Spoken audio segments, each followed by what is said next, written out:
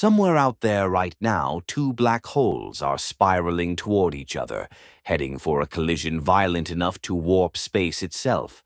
And physicists just found a shortcut for predicting what's left behind, one that skips the supercomputers entirely. Normally, figuring out the aftermath of a black hole merger means solving some of the hardest equations in physics, Einstein's general relativity. Here's the concept. Nature loves disorder, or what scientists call entropy. A messy room has countless possible arrangements, so it's high entropy.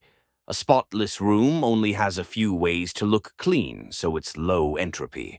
Left alone, systems drift toward the messy version, simply because there are more ways to be messy. When two black holes merge, they don't just quietly combine. They ring and shudder, blasting out gravitational waves before settling into a single new black hole described by only two numbers, mass and spin. So the researchers asked a bold question. What if that final state is simply the most disordered one possible once you factor in everything carried away by those waves?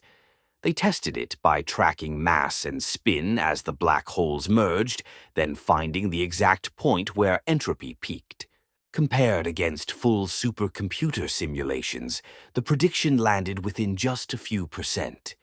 This builds on Stephen Hawking's discovery that black holes actually follow thermodynamic rules. Now scientists are asking something bigger. Could chasing maximum disorder be a hidden law running underneath all of black hole physics? If so, gravity might have more in common with a cooling cup of coffee than anyone expected. Subscribe for more stories where physics gets strange.